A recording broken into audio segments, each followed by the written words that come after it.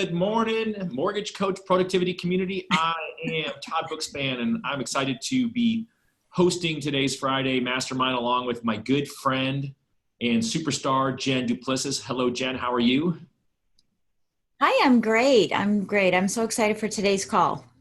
You know, As usual, it's right? always fun, right? I mean, it's last week Yeah. I was in Disneyland, so I didn't have the pleasure of joining you. I'm always thinking, right, should I just jump in and say something from, the line for Small World or something? But I always choose family, and not you guys. You're my other family. But it's great to be back, and so we're kind of excited to rock and roll. Now, remember, this call's about you, and so as Jen and I were preparing for where we're going to drive today, right? We always go to a few places, right? Both Jen and I coach, so we're always thinking about what are we hearing from our coaching clients and what are they seeing out there in the community. We're watching our community, right? What are people posting about in here? What's really exciting? What are some interesting posts in there? And then more importantly, we're counting on all of you, right? As people are jumping in here, we're expecting you all to jump in and chat and hopefully raise your hand, because there's nothing better than we can convince one of you to turn on your video or at least turn on your speakers, and we can unmute you and you can jump in and ask a question. And so remember, this is interactive. Let's make it about you guys, and let's rock and roll.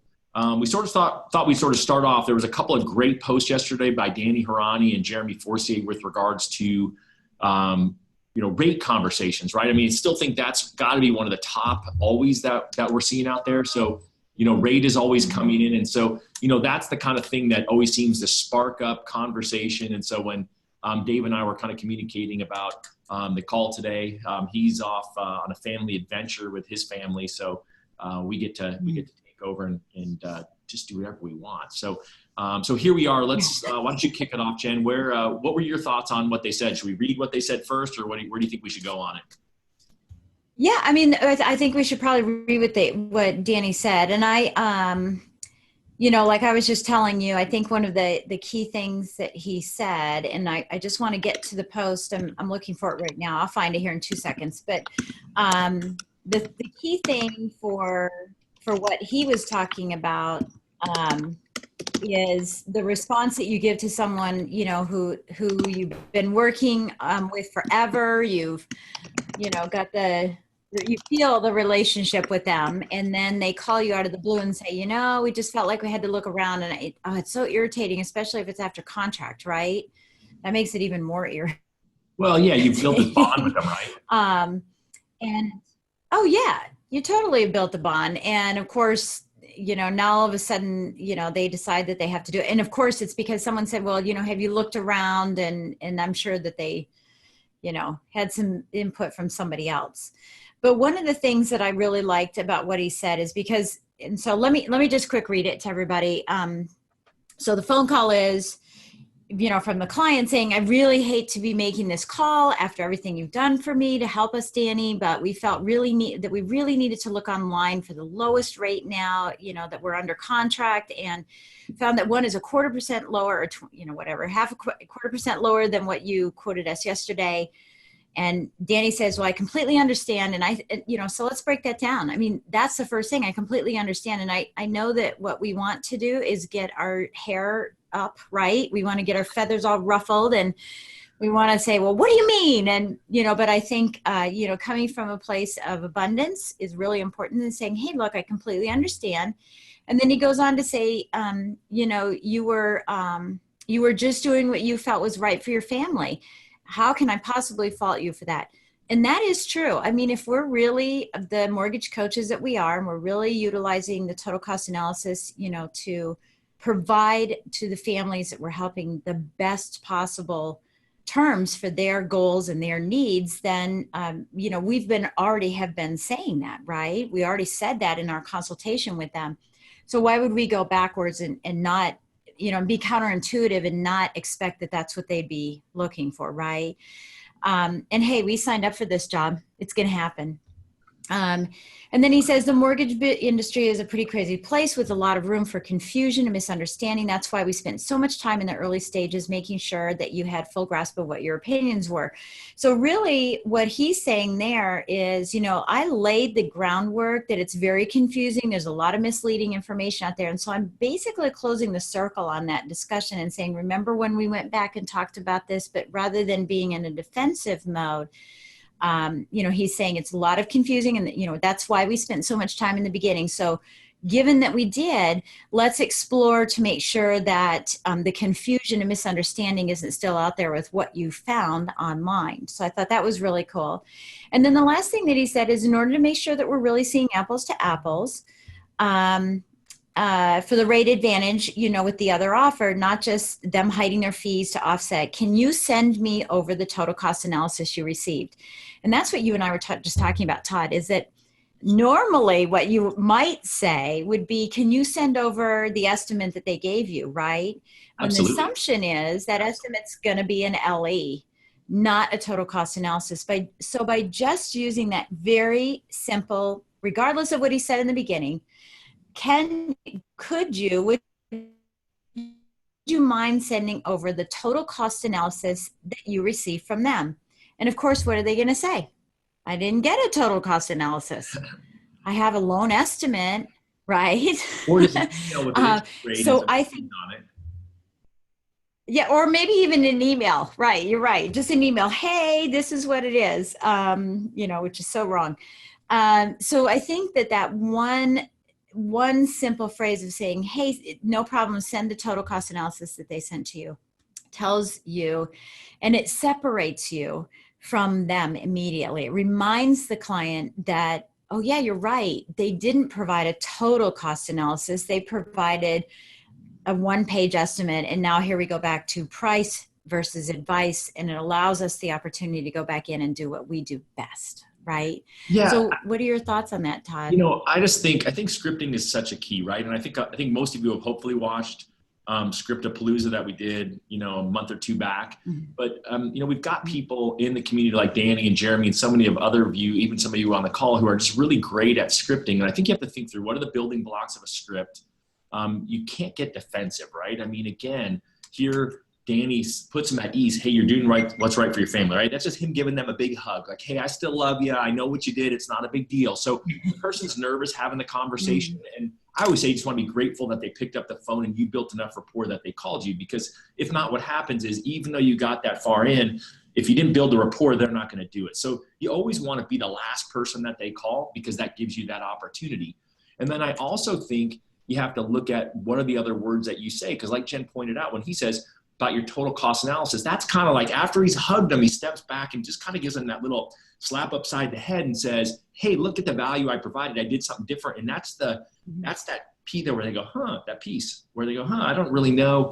Danny's different. He's done something different for me. And I think that's really what the critical part is, and just get comfortable in practice. You know, I'm reading Bill Hart's book, White Collar Warrior, and he's talking about right now the discipline of script practice. And what I realized is, after reading that section, is that I've never practiced scripts with mortgage people, never, but I've practiced scripts probably over 100 times or more with real estate agents, right? I've been in their office where they're doing script training, right? They have once a week mandatory script training.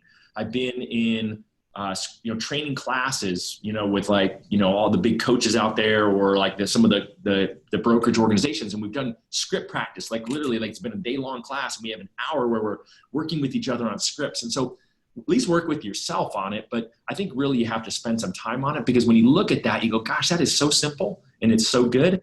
And all you need to do is roll through it and find a version of it that is comfortable for you. But I always say you have to memorize it first, and then you customize it for you, and then you internalize it so that you can use it going forward. Because if you're a longtime listener on this call, like when you hear Jen give a script or me give a script, I mean, I don't say the same thing every time the exact same way, but it's like 95% the same way every time. And I've just got all these different versions of it. I might have 2 or 3 versions of the same script. I'm just trying to feel what the client's feeling, what they're thinking, to be able to turn it around. And so, I think that is really, really critical. So I don't know. What do you think, Jen?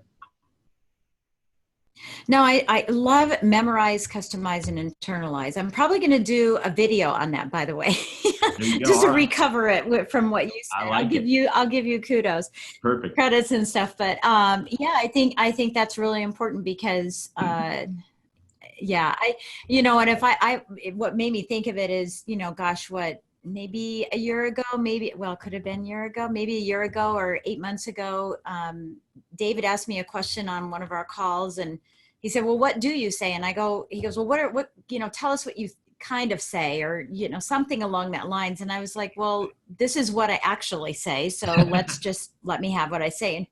And I think you guys ended up converting that into, you converted it into a type thing. And I know it's here in our thing, but it's like a page and a half long, right? That is an internalized item. That is definitely not a script anymore. I mean, it's how I talk to my clients, right? And so I think that's really the key thing. And I keep going back to what Tim talks about all the time, Tim Brahim. What he talks about all the time is that the best script is the truth, right? Yeah. And so, I think that we just have to remember that part as well, and not get so caught up in some of the words, but, the actual truth behind it. And that's what I love about Danny's little script that he wrote out, is that, he closed the gap on the fact that we had a discovery meeting. And in that discovery meeting, I talked to you about what makes me different, and the fact that a total cost analysis is unlike anything that you'll receive from anyone else. And so you're placing that doubt in everybody. Sometimes the clients just need to be reminded they don't go to customer school, right? So they sometimes just need to be reminded why you're so great. And, but all of that, the underlying of that is all about the truth. And it's all about the internalization that he has about what he provides as a customer experience to his clients and what his expertise is, so Well, and I think that's how I feel. No, I think that's great. And I'm looking, there's a couple of comments. One is someone really likes your outfit. Very nice outfit. I can't believe no one liked mine, but that's all right. My stripes today. I'm wearing navy blue today. I normally wear black, so I match up to everyone else. But for some reason, I pulled navy blue off the shelf. But it's definitely it's interesting. Will saying that a testimonial is always better than something you do, that you live and do. So I think that's interesting, right? Where testimonials come in and how we're using them. So we can certainly talk about that. And then we've also got Dave Porter thrown in, really, rates are important, that he gets it. The best rate in the world is worthless if your seller doesn't accept your offer and the lender doesn't close the loan on time. Making promise is easy, keeping them is harder. And then he goes on sort of talk through that he's got, how he's educating people on the different types of loans and terms and occupancy and rate lock and all of that stuff. And so there's some great stuff there. I'll cut and paste that later, or Dave, if you want to post that into the mortgage coach group, I think that's super valuable. And feel free to raise your hand if you want us to unmute you and discuss it. We would always love that opportunity. So yeah, I honestly, I hate to interrupt or anything, but Will, thank you so much for saying my outfit's nice. It's nice. But you had mentioned a testimony. A testimony is always better. It is something you live and do. I'd like for you to mute yourself if you can, because I want to get some more information about that. What do you mean a testimony is better if it's something that you live and do? Are you talking about, a client that calls and says, well, hey, I found a better rate, and now they want to, you're just going to pass them, hey, you know what? Look at my testimonials. Then you'll find out if you want to work with me. So I'm trying to get my hands wrapped around that a little more. So if you want to talk, Will, feel free to jump in. If you don't want to talk, then we won't hold you to it. How are you doing? No, not at all. When you talk about a testimony, it's kind of like, if you're a church type person, you have a testimony. In our business, we have stories. We have stories to share. There are clients out there that are going through chaos in their finance, trying to get financing done. And you can say, well, this is what a client has done. This is how we have helped them. And many others are able to help in the same situation. But up front, you've got to tell the story, and your story has to be factual. Yeah, I think factual is the key part right there. Yeah. Yeah. So, as soon as you started talking and saying, you have a story and a testimonial and kind of put yourself in that situation, exactly the script that you just said, right? But in sales, in traditional sales, it's called feel, felt, found. And I know how you feel. I had other clients that felt the same way, but what they found is, yeah. That's the And old so you walk them through. Yeah, it's old school stuff, right? But yeah, I know exactly how you feel. Yeah. I had other clients, typically you're going to use that. And I know how you feel. I felt the same way, but here's what I found. But in this case, you're going to divert it back to the client. I know how you feel. I had other clients who felt the same way, who found, greater rates online. But here's what they found is that once we started peeling the onion away, there were little hidden secrets in it, which is exactly what Danny was saying in his script as well. And I think we have to be strong enough and have the courage enough to seek out our competition on a regular basis and look at what they're offering and what the little idiosyncrasies are. And if you can't tell, then be what's that word called? A pretend caller. I can't think what they call it, a shopper, and find out what the bottom line is. Because when I have clients that tell me that they found something on Quicken, I am absolutely excited because I can beat Quicken every day of the week. I just take them to the website and show them all the goodies. Sure. Yeah. Sure. And Any actually, more thoughts on that, Will? Yeah, we're actually set up with Quicken, which is really funny because apparently one of the loan officers lost a transaction to Quicken some time back, and they do have a wholesale conduit. And when someone calls and says, "Oh yes, I got a quote from Quicken," I said, "Well, let me have it," because as wholesale, we can beat them any day and all day long. And I think it goes back to what you just said just a moment ago, and I had an old boss of mine who said, you need to set those expectations up front, because those clients, when you tell them a story, and then I just tell them, let me tell you something, your loan is a miracle loan, so to speak. So if this gets done, you need to have your big boy pants on, because it's going to take time to do.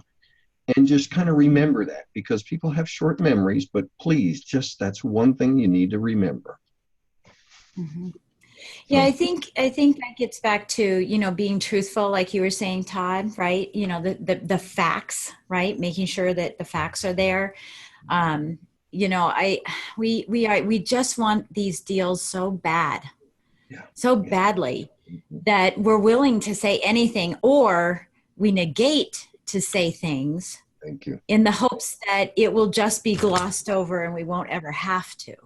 So better to be so, honest and upfront and articulated in a way that's presented positively, so that, we're just, and part of that is, once you do that, maybe you can avoid these other things that you have, other periods during the file where you have to have some scripting, or you have to avoid these types of situations. And I think, again, it's setting expectations and being is that a word, factful? I don't know. Factful, sure. Today it is factful. That'll be a genism. It'll be a genism. Well, that's it. It makes me think of the idea that stories sell, right? So when you said testimony, it makes me sort of think of when I was doing loans.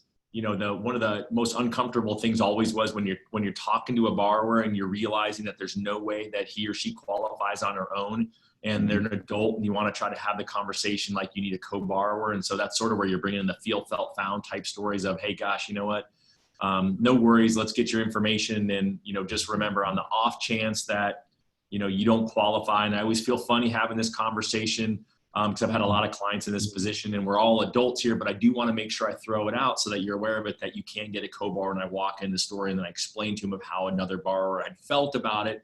But they went ahead and got a co-borrower anyway. And even when they thought they didn't have one, and they asked mom or dad or brother, sister, or son or daughter these days, it worked. And I could just think of countless times where I used examples of other clients that were similar to them, right? When someone called me who was at Intel, I'm like, oh my gosh, I love working with Intel.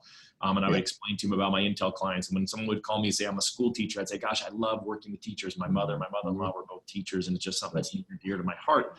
And anytime you can have that type of story to relate back to your clients, that makes you more relatable and, really reflects positively on you. And it kind of comes back to the behavioral piece, right? Tools like DISC or Colby or any of the other tools that are out there, is if you're able to understand that and then help kind of analyze the client over the phone to talk their language, it always helps. And the easiest example of that is, if you've talked to an engineer, they've got 1,000,001 questions, right? They want to get through stuff, and they want every fact, right? They're a fact finder. And then, the other person who's just, really dominant in your face and is like, give me a rate, just wants an answer. That, you kind of need to puff up your chest and you need to get back kind of almost in their face and be like, all right, I got this. I'm your expert. I'll get you your rate. And you have to be the same way, and you have to be shorter, and they don't want to know every fact. They don't want to hear you talk about the history of interest rates. They don't want to hear you talk about, when you did your mom's loan and why her loan was similar to their loan. And so, recognize that, because again, it just comes back to where we started.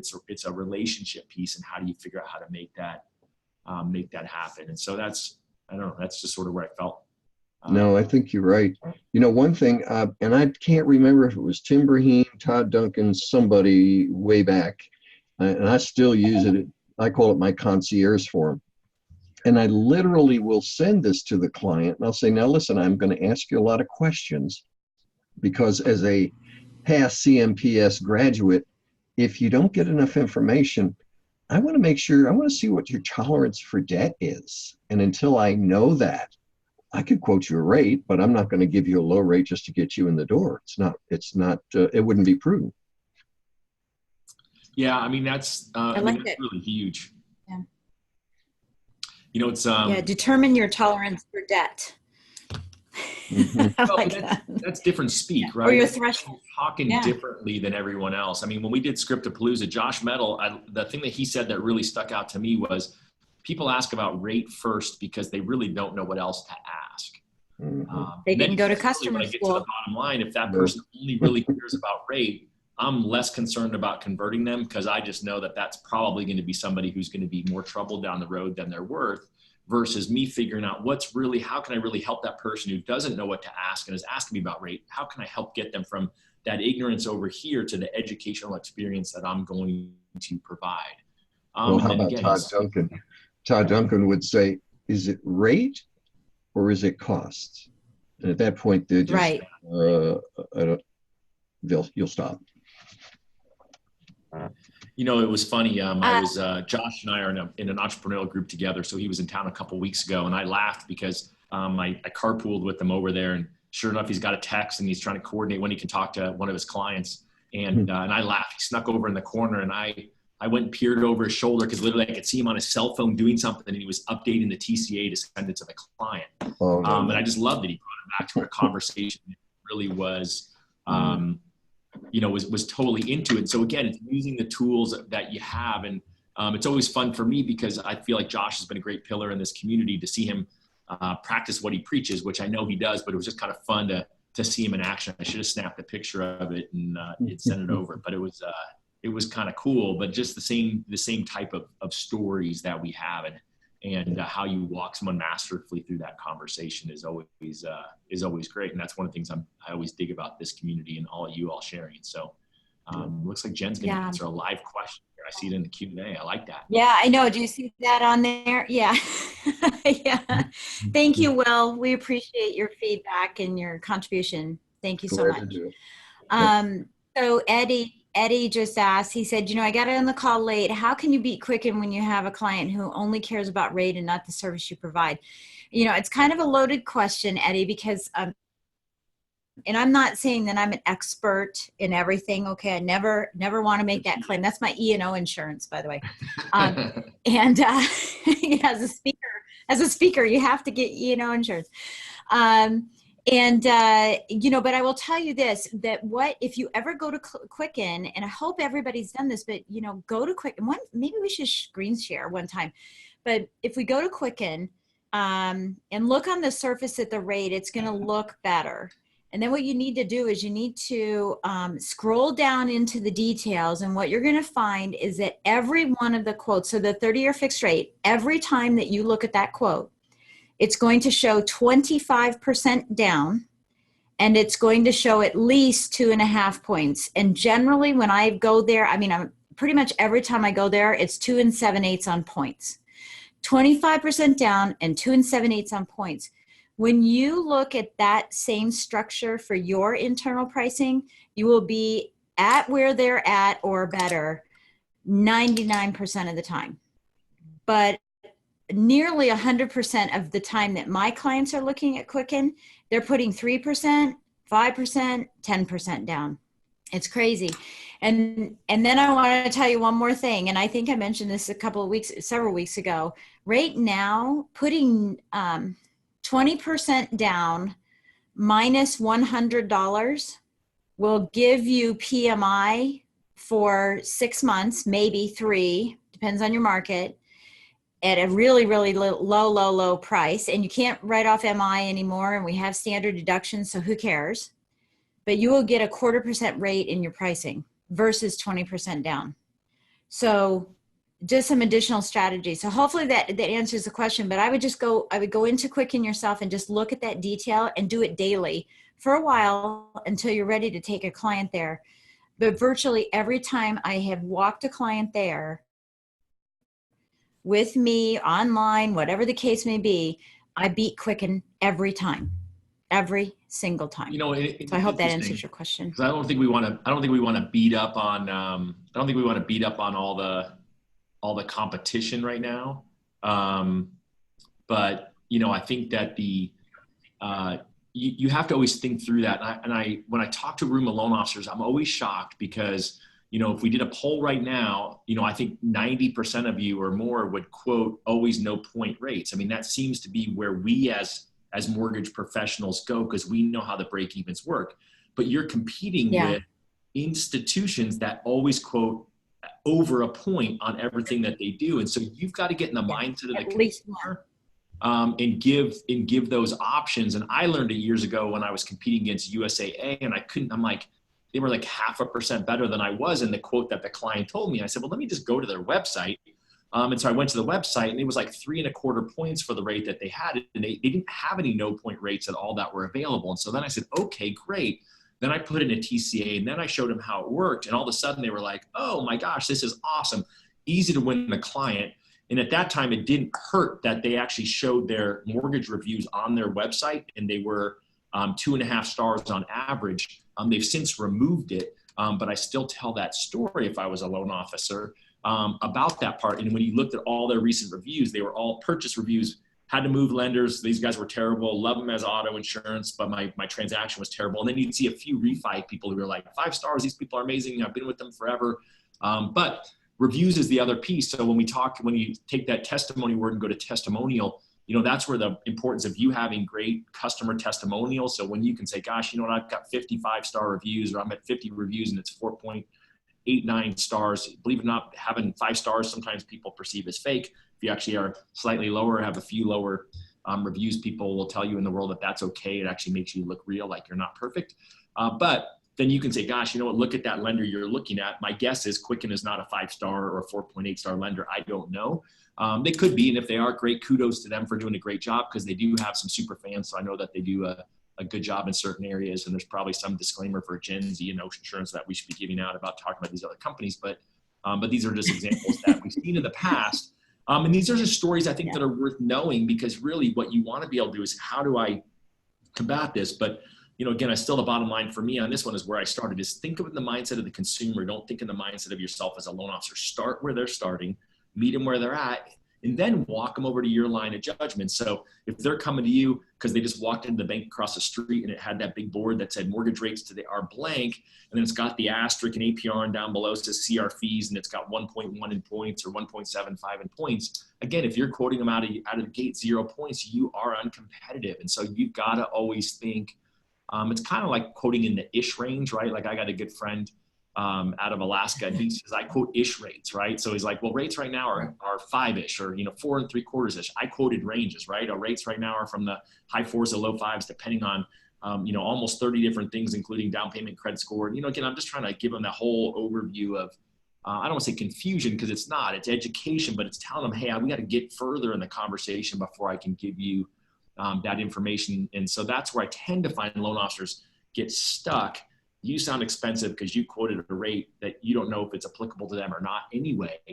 And, you know, they still think rates are 3.5. There's someone who posted somewhere, I don't know if it was in our community or just online, and someone I follow who, you know, saw somebody still posting 3.5% as an interest rate, and talking about how that wasn't real. And so I don't know what else you guys are all seeing out there. I don't know if anyone else has a great script around how they're quoting when someone says, what are rates today? But I do know that that's where most of you, if you're getting stuck in rate conversations, are getting stuck because you're quoting a rate before you probably have all the ammunition to actually quote them accurately anyway. Yeah, I think that you have, well, there's quite a few things in there that you said. I love the ish. I tend to do that as well, because, I tend to do that as well. Adding in some of the items that are confusion, there's this a really fine line between utterly confusing someone so they don't want to work with you, and confusing them to a point that they recognize and understand that it's not as easy as they thought, and that there is a lot that goes into determining the interest rate. And of course, for us, we don't think it's anything because we just go into Optimal Blue, for example, and click a bunch of boxes and we're ready to go. But we do need to help them understand that there's a value in that. And I wanted to just step back also on the total cost analysis. You know, one of the things that Dave always talks about is never give one option, ever. You know, somebody says they're going to put 20% down. Don't just do a 20% down. Do a 20% down with points, without points, and then do maybe a 19%, whatever, 19.99% down, you know, with PMI. I mean, give them options so that they can see if there's a whole variety, rather than just giving them what they say. They come in and they say, I'm going to put 20% down. I want to know why. Why are you putting 20 down? What's behind all of that? Is there a better route that we could be taking? So hopefully, you know, we're all doing that. The other thing is, I thought, you know, Todd, you just said you had a great story, right? Will had a great story. Maybe what we should do is post something about some stories. You know, if people can put some stories in there for us, maybe video instead of trying to type out a big story, maybe a story or two, so that we could perhaps use other people's stories for our feel, felt, found when we have a client that comes to us. And then additionally, I wanted to go back to Danny's script. If you go back and read that script, as you were talking about disc profiling and personalities, that client was an I. That client was an I because they said, I am so sorry. I feel so bad doing this. They're an I. His response was an I response. It was warm and it was fuzzy. Had he come back with, what are you talking about, Willis? Right? No way. It would not have resonated with that client at all, because that client was not a bottom liner. They weren't a D, an S, or a C based on what he wrote. So I think if you can mirror the client in your response, I think that will have a huge impact. And of course, you already said that, Todd. So we'll start a little 3-month series. No, I think it's a great reminder. And I think let's go back to what you said about sharing stories. So remember, one of the things is, again, we're always going to come from a place of truth in our scripting, but you have coworkers, you have a community here where you can always say, I've got a friend, right? I just told you, I have a friend in Alaska, right? I have a friend in Alaska. And so you have these experiences of other people, as long as you don't say, I had a client that wasn't your client. And I find this oftentimes, as I was training new loan officers on our team who literally hadn't done loans before, and they didn't have those stories, but we had stories, right? And so all they had to say was, we had a client, because we did, right? They were telling true stories about what we had. And so, so Jen's point is, think about that and think through, you hear a story here in this group, you read a story online, you can say, I've got a friend, right? A friend in my community, right? We're all in a community together. And so think through that. So I love Jen's idea. If you guys have a story that you tell, that would be awesome to share with the community. I know there's some killers right now on videos out there. I'm loving seeing what a lot of you all are doing. And just think about the approach, right? I mean, I think that's always a really helpful piece of it. All right. Anything else we should say on rates before we maybe jump into some other things we're seeing out there right now, Jen? Nope. I think we beat that one up today. Hopefully we beat it up. We don't have any more questions, and no more comments. So we're good to go. Let's switch gears to realtors for a minute. Go ahead. I spoke to a group on Monday of about 24 realtors. And of course, for me, I was talking about Win by Noon and productivity and teaching. It was a group of leaders. But it was really interesting because I always start off with asking people, there were some people that I knew, but most of the people I didn't know. And I said, well, just, let me make sure I know what you guys get out of it. She said, well, Todd, I know that you're really connected out there. And the bottom line was, what are you seeing in the community from a real estate perspective? Like, how are people competing with these new, what I call the term iBuyers, right? And I don't know if they're in your community or not, like Open Door and folks like that. And in our community, Zillow's now actually, they have listed their first home here. They're using realtors to do it, but they are buying at a really fast pace listings. And so she wanted to just have a conversation around that. So it was really kind of fun. But what I find is that's great information for you guys to be listening to so that you can be talking to your agents. What are you hearing out there from your coaching clients with regards to what their realtors are concerned with right now? Are you asking me or asking the whole group? And I guess I'm asking you too. So yeah, I know what to throw out in the chat. And the whole group. Great. Yeah, we'll throw that out to chat. What are you all hearing? I just interviewed on my podcast, I just interviewed a real estate agent down in Atlanta who is also a coach for realtors.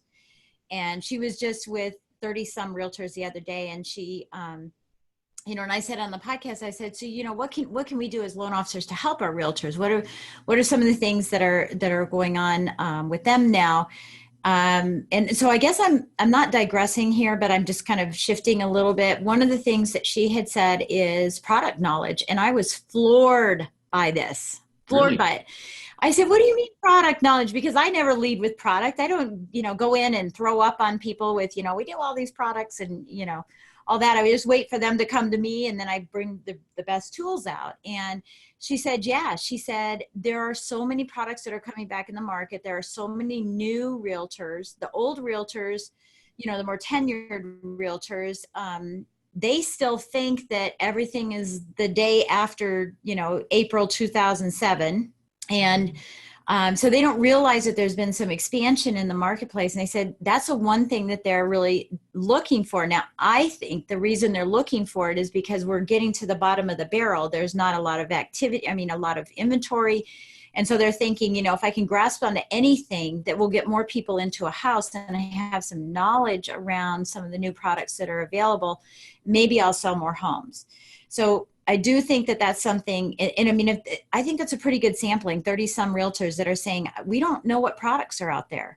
So I think that's another interesting concept that perhaps we could put into play, like maybe a class on getting the lowdown on no down payment loans, or getting the lowdown on low down payment loans and doing a whole series of that just to educate them and help them understand. And that would of course go into assisting them with the prospects that are in their database that they haven't done anything with for a while and revisiting and bringing them back in and saying, hey, I want to make sure that you have a perpetual approval or maybe the opportunity to get approved, whereas before we couldn't do that. And, with the 24-month bank statement loans or some other products that are coming out. So ironically, that's what they're saying. So it's not just competing against the listings, it's also they wanted some product knowledge. So, I would ask your realtors, how are you on product knowledge? Do you want help? Before we start going on and saying, oh, well, they must obviously need it because 30 people did,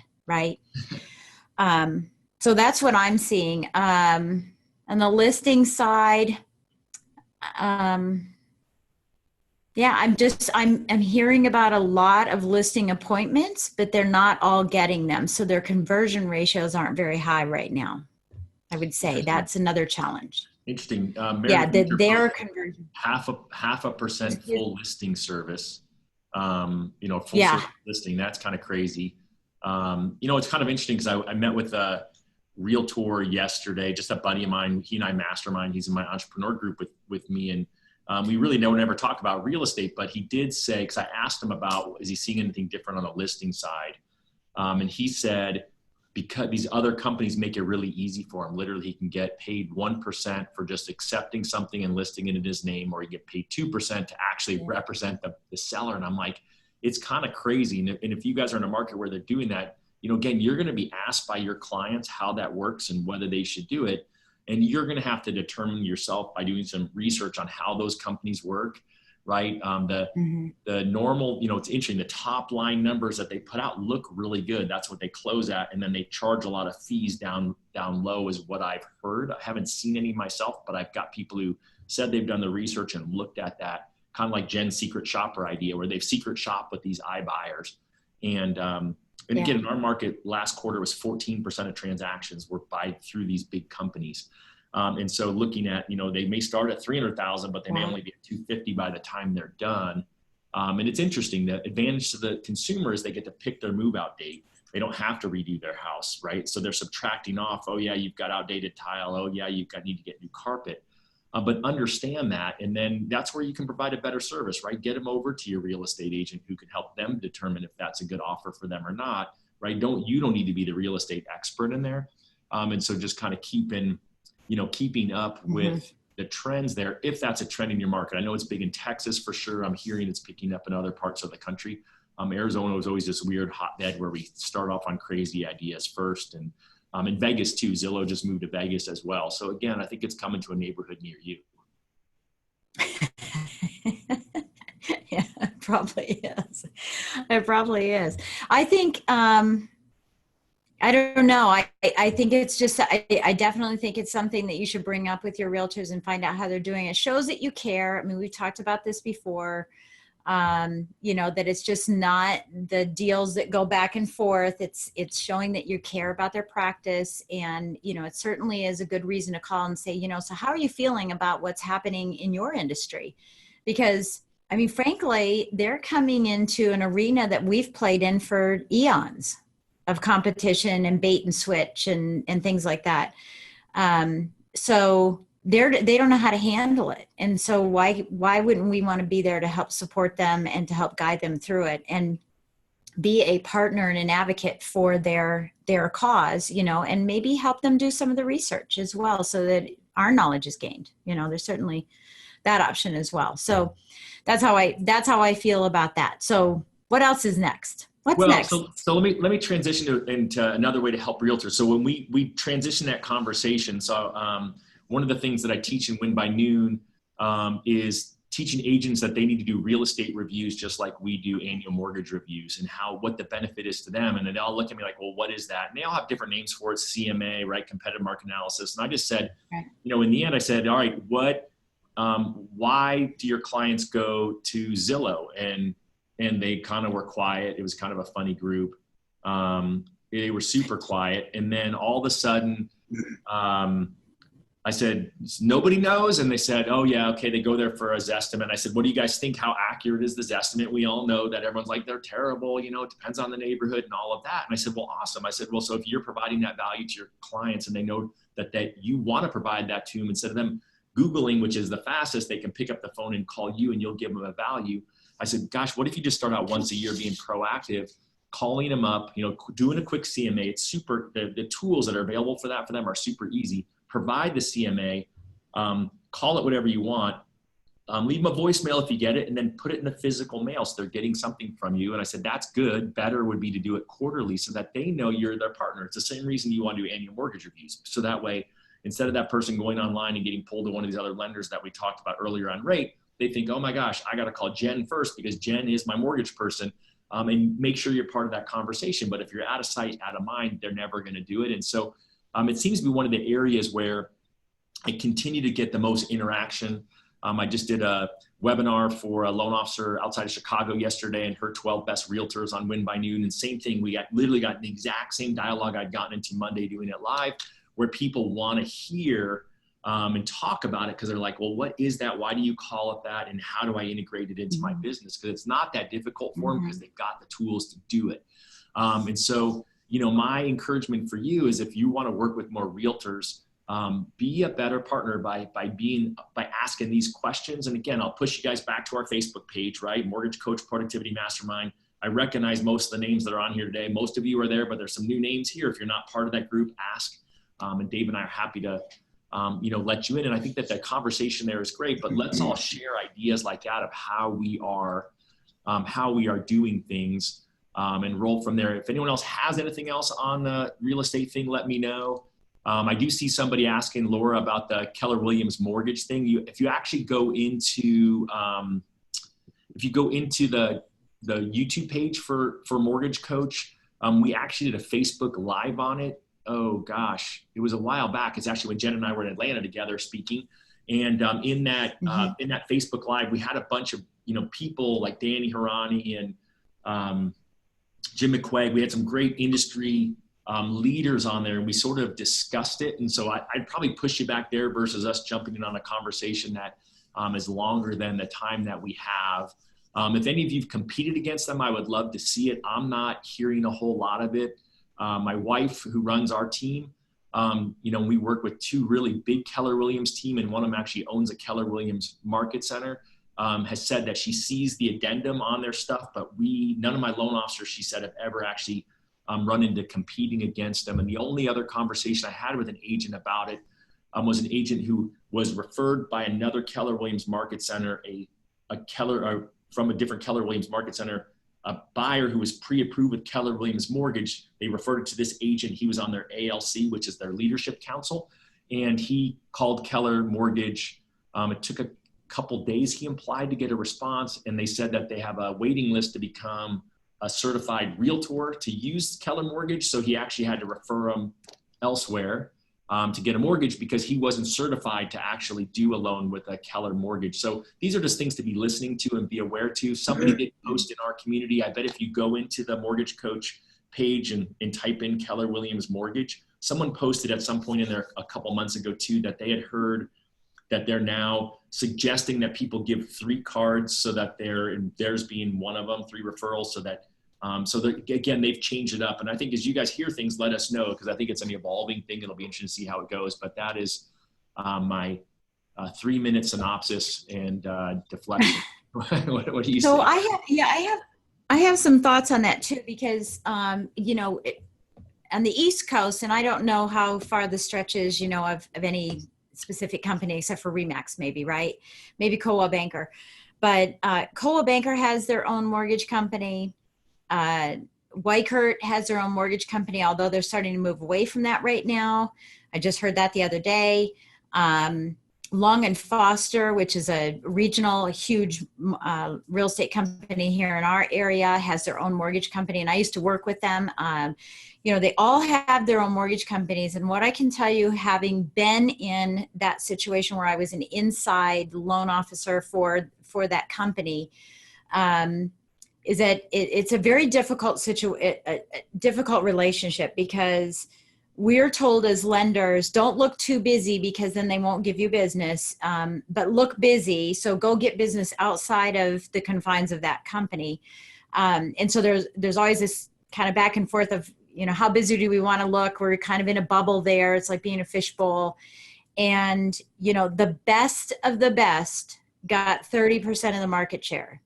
So whenever someone says to me, well, they have their own lender, and their own in-house lender, I can tell you that they're only getting 30, maybe 35% of the market share.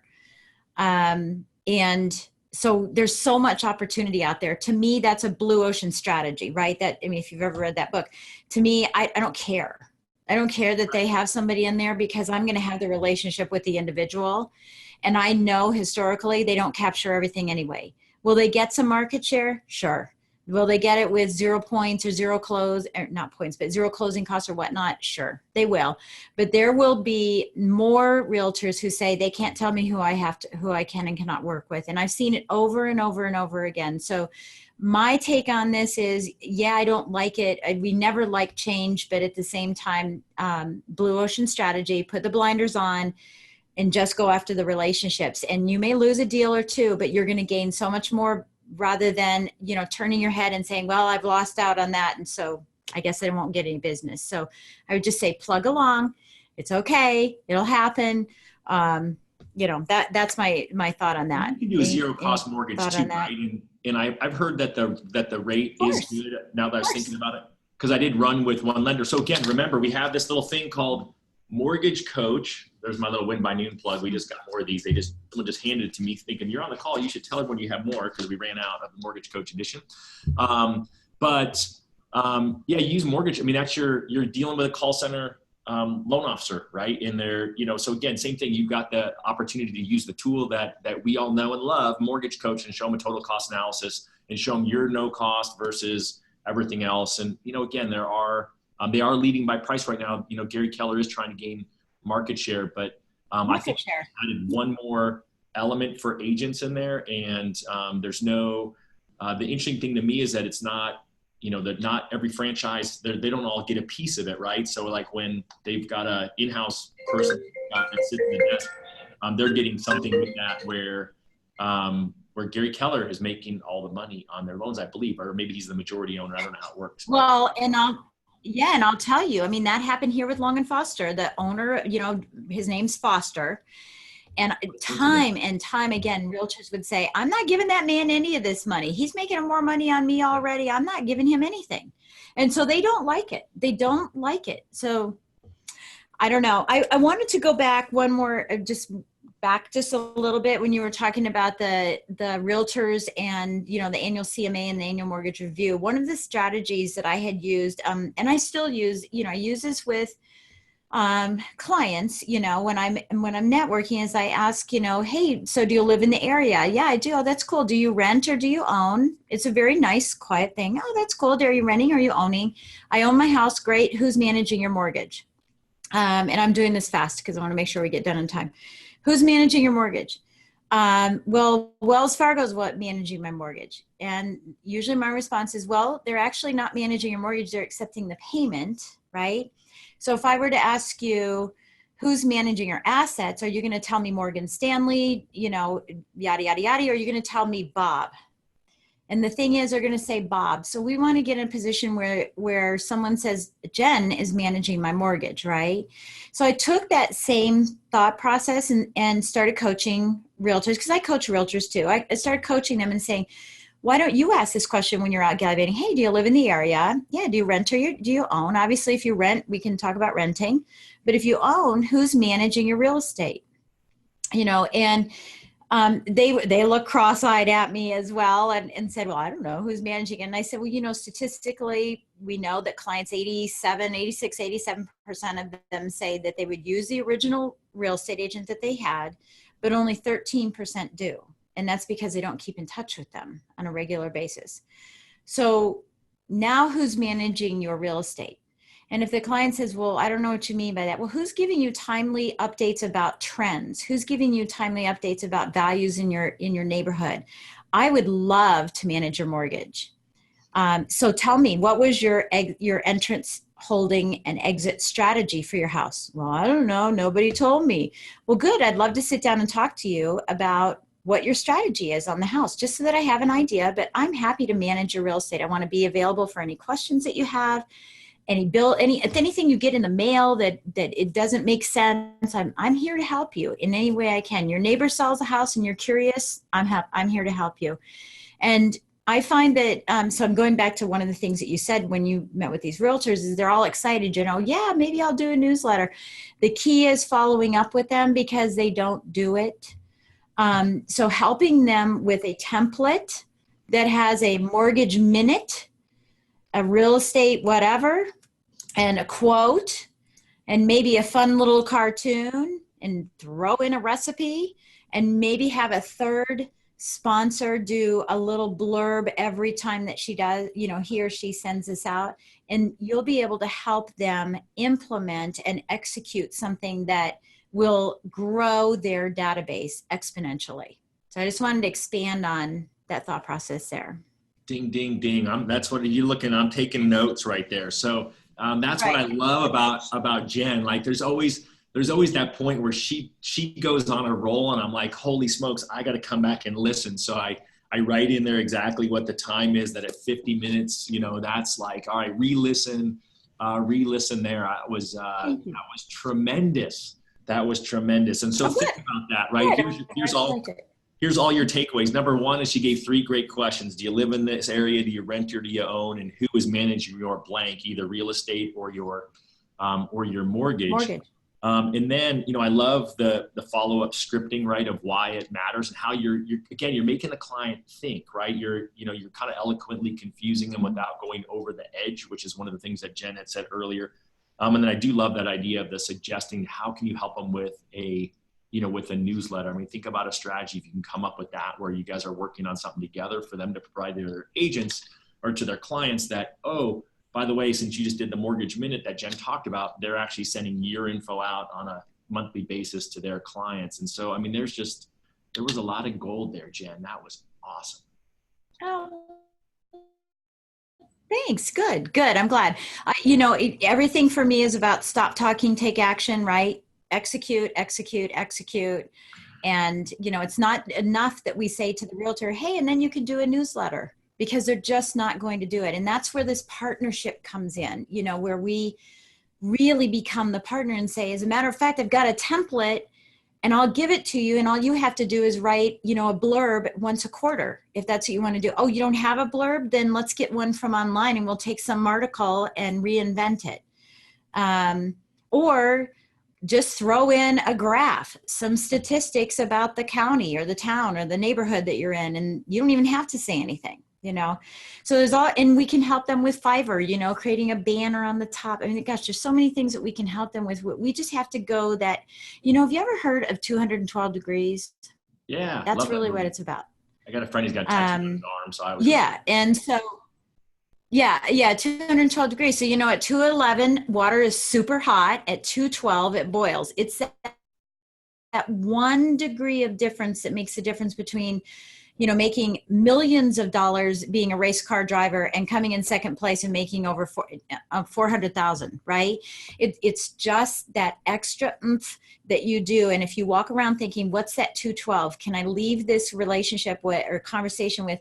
And then you can do a newsletter or say, but I can help you. Let me give you that one little degree of difference that can make all the difference in the world in that relationship. And I mean, not the cost, but the income that you can make off of that over a period of time, having that relationship is just endless. Yeah, that's huge. And then for those of you wondering what Fiverr is, Fiverr is it's like Fiverr with like Fiverr, I think. It's just a website where you can go. It used to be $5 for anything. Used to be $5 for anything. Now they can charge you more money. There's different ways to do it, but it's kind of just an outsourcing thing to some person, probably in some other country, or maybe just in the state next door, who's willing to do something for cheap. And it's just kind of crazy, the things that, you can do. I was talking to somebody who uses it to have a guy in Jamaica sing happy birthday to his friends. I'm like, all right, you can just get about anything.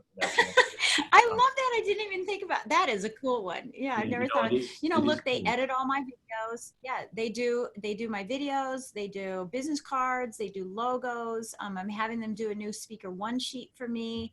I'm having them put together a brochure for classes that I offer to realtors for CE. I mean, there's just a plethora of things that they can do for you. Inexpensive outsourcing. There's nothing. Nothing wrong. Or you can hire somebody, but yeah. All right. So it's awesome. Really sad, folks, but we're getting to the end of our hour. So let me just kind of throw a couple things out there, and then I'll hand it over to Jen and let her close it out. First off, thank you. We're so appreciative of you guys investing your time in learning, right? So we talked through rates and scripting when you've got clients who are rate shopping. We spent a lot of time digging back into that piece of it and how important it is.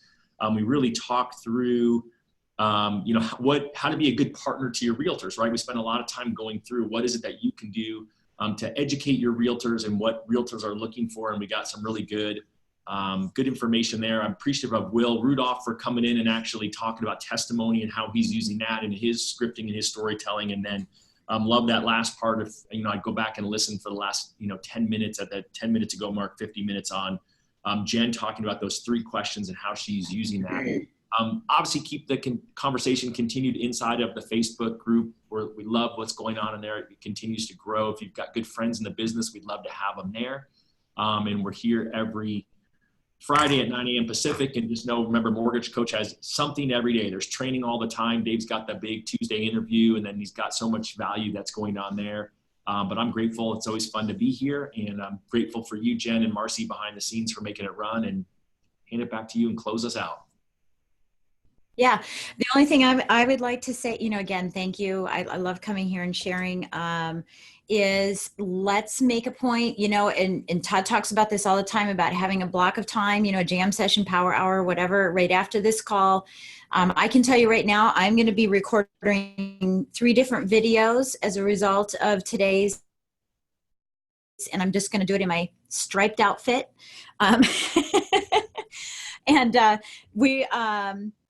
really would like for you guys to record videos about stories so that we have other stories that we can use. So please do that. I'd love to see, at minimum 10. We have 35 people on this call, at minimum 10 on there. So just take the time to do it. Pick up your phone and say, okay, I've got a great story for you guys. Here's a story right here, about a client that went through this problem, this issue. And so it helps all of us in the community because we are able then to develop stories to be able to help overcome objections and work with our families as well. So I please just encourage you to do that. Awesome. Great That's way to close it out. Have Right, a gang? wonderful 4th of July. Oh yeah, absolutely. We'll see you afterwards. Hopefully you'll all be here a little more suntanned and relaxed. So have a fabulous week and we'll see you all next week. Thanks guys. Bye.